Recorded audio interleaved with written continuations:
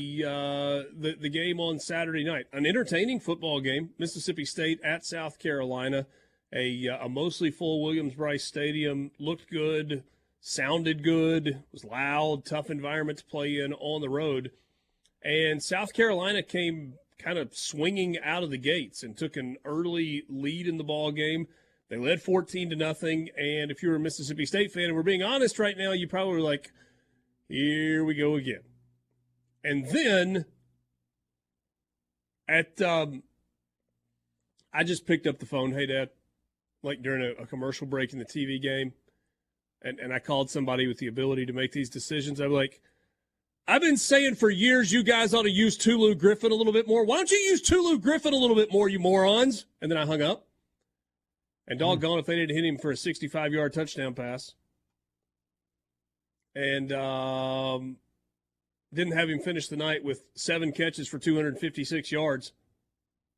What a night for Tulu Griffin.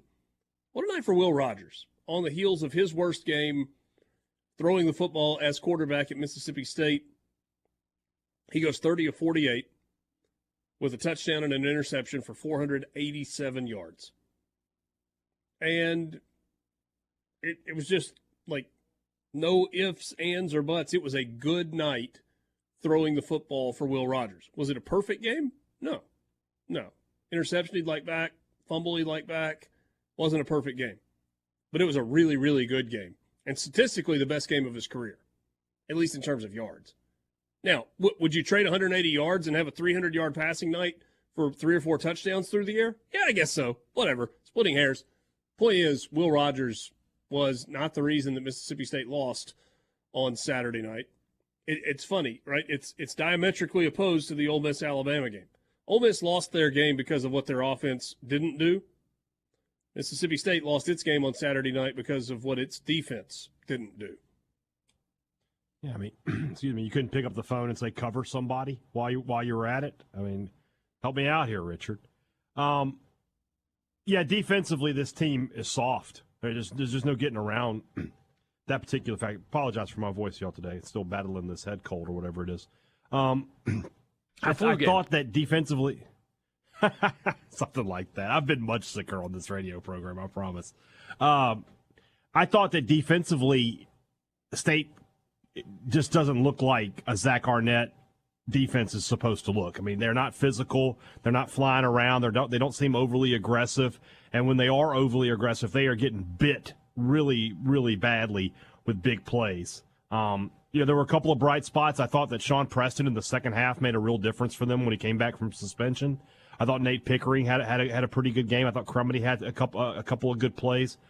But by and large, I mean, you guys asked me all offseason. You were like, what is your concern with State? What is your concern? And what did I always say? Secondary. They're just not right back there. And this is 2 weeks in a row where I've been on this program like, yeah, can't let this guy beat you. And that's exactly what Mississippi State has done. First it was Malik Neighbors, and this week it was Xavier Legette. Had 2 back-breaking long touchdowns, including the first play of the second half where you felt like you had some momentum there going into the locker room. You have that long field goal, and you feel pretty good about yourself. And then first play, boom, 75-yard touchdown pass. Just not a lot they could do there. But you're right, offensively, there was some positives to take away. I thought both of the turnovers were kind of questionable from an officiating standpoint, but it is what it is on that. And we weren't able to run the football. We need to make a note and come back to those. From a running standpoint, it was really odd to me how successful State was from a play-action passing standpoint when they couldn't run the football at all. South Carolina was committed to bottling up Woody Marks. I think they thought, okay, if we stop him, they've got nothing, and Will Rogers went out there and proved them wrong. Rogers played a great game. He's the only reason State was in the game at all. I feel like State fans, they are really hard on Will Rogers. They expect perfection from him each time out. I mean, everybody makes bad throws. Everybody has bad plays. But for State fans for these past couple weeks, I think they're just locked in trying to hate on Will Rogers, and I don't mean to put it that way because he deserves criticism for the way he played last week. But this week, I thought he was a hero. Played his best game as a Bulldog. Showed that the whole I don't have a good arm is not really the case. Hit some deep balls. Got Tulu Griffin involved, got Xavier Thomas involved, got Justin Robinson involved. There's some things that you can build on offensively, but if you can't stop anybody, what's the point? So the interception, people have talked a ton about that, about the South Carolina interception where the defender was out of bounds and came back inbounds. There are two different rules there for an offensive player and a defensive player, and I think that's where the confusion happens. An offensive player can't be the first player to touch the ball when coming out from out of bounds back inbounds, right? Unless they have been forced out of bounds by a defender and immediately adjust to get back onto the field of play and establish themselves as inbounds. Whereas a defender has to be in bounds, but it's not a rule where you have to establish yourself with 2 feet or anything like that. And so by the South Carolina defender going airborne from out of bounds and then coming in and the first thing getting his right foot down inbounds with his left foot in the air coming back inbounds and then catching the football even before a second foot is down, that was why they ruled it an interception. Is that how you guys understand that rule as well? I learned something on Saturday night. So my first thought was, there's no way he reestablished himself in bounds. Like, that doesn't make any sense at all. Hey Dad's officiating expert on Twitter learned me something. They, based on the rule that he had screenshot ready to go and replied to me with it, they did actually get that call correct. There's a different threshold for defense than there is offense. All he had to do was have that little toe in bounds just for half a second while his other foot came up and catch the football, and that is all he needed to do based on the rule. I learned something new on Saturday night. And then what was the other turnover in question? The strip sack. Yeah. I thought that was iffy. I mean, if it's a fumble, you don't see a lot of fumbles go a good spiral 10 yards down the field. I thought it was an incomplete pass, but not ruled that way.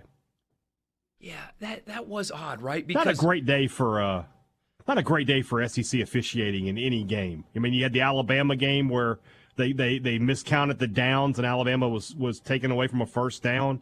There was you have no penalty called missed on face mask early also. There was that. You have no penalty called on Jimbo Fisher for being on the field in the middle of a play. That's why I would have smoked him. Yeah. Been like, I want to make the refs do something here. How do you not call a penalty on that? But they did. Just a bad. Of course, what are we talking about here? Another day at the office. On the strip sack, because clearly Rodgers' arm was hit before it started going forward. But that doesn't mean the ball just disappeared from his hand. But right. his grip did the was ball start loosened. Moving in it? Yeah. But he was still able to propel the ball forward with his hand. So what constitutes a quarterback having possession of the football? What happens if he fumbles the snap a little bit and just kind of shoves it forward into a receiver's – you know what I mean? What constitutes a quarterback having control of the football? Let's pretend the snap – hits him in the knee and it pops up and he just slaps the ball forward. Is that a fumble? Mm-hmm.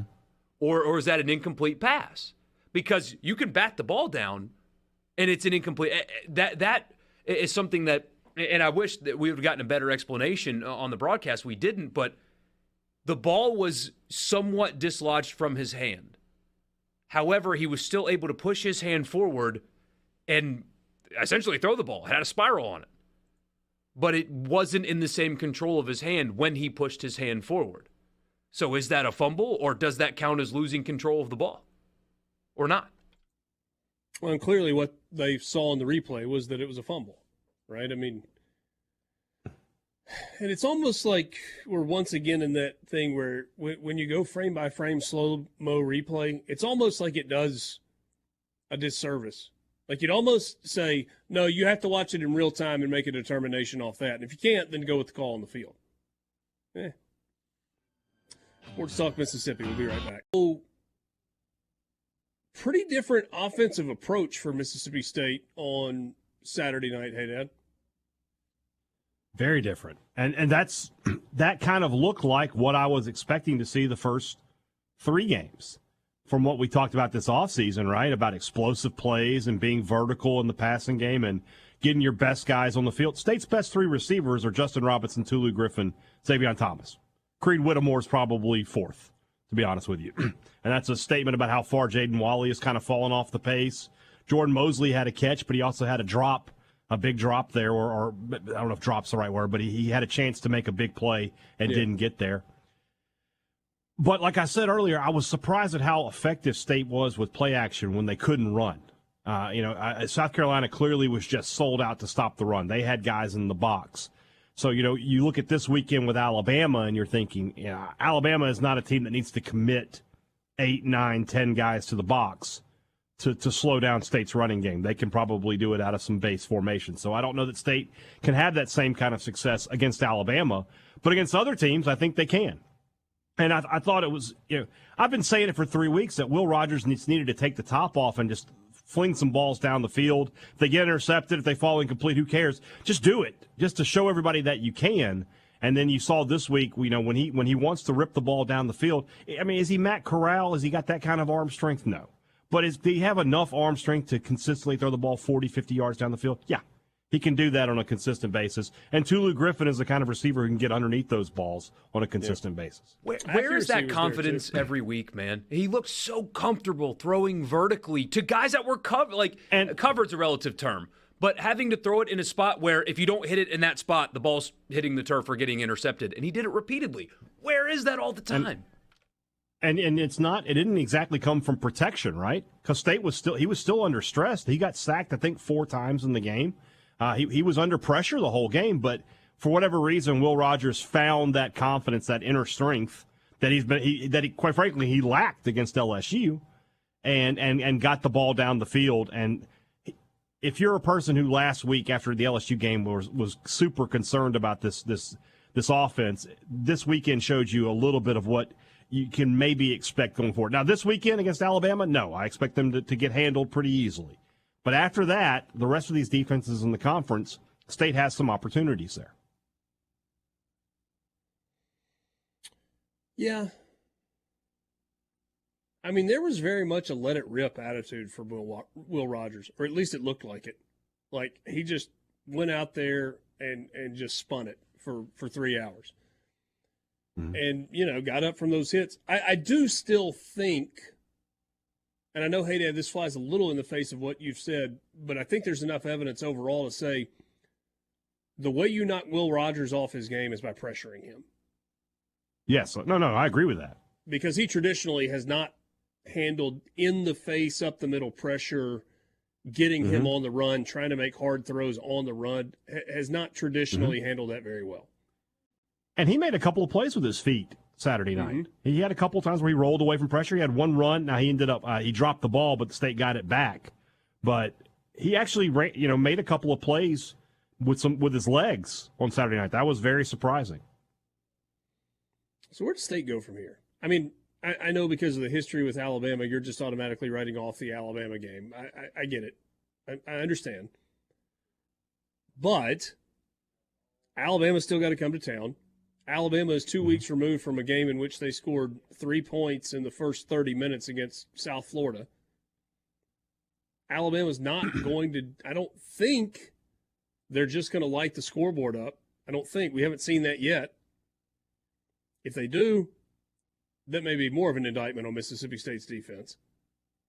Milroe's similar to the quarterbacks that they have played, but he's limited as a passer. Now, there's raw ability there. Like, he can connect on deep balls at times, but, I mean, his interception was really bad. He's certainly not consistent. This is the worst passer of these 4 mobile quarterbacks in a row that they've played. But the best runner. Yeah. The best runner of those. I said this on Saturday. I really believe this. Here's a thing that is true for you. If Alabama's offensive coordinator was Dan Mullen, whoo, buddy, that team would be hard to stop. Because Milroe is just born to run that offense. I think, getting past this week, it is about being competitive, though, right?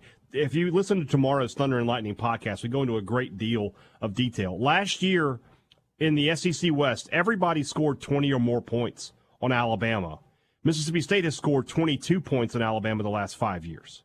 Everybody in the conference who's played Alabama outside of Vanderbilt over the last 5 years has had at least one competitive game with them or beaten them.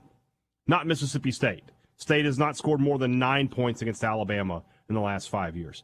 So just be competitive, man. Just make it. When we go to the fourth quarter, can the game be 31-14 or something like that? That's not even that competitive, but at least you're on the scoreboard and you look like you were competent at least. Get past this game, then you have Western Michigan. That can be a get-right game for you. You should be able to beat them pretty easily. Then you have the bye week, and then you have back-to-back trips to Arkansas and Auburn, and it's just what do you do in those two games? That's going to determine your season. Auburn's really bad. I said the West is all good and all bad at the same time. You should be able to win that. The worst team in the West. State has a chance to be favored in that game.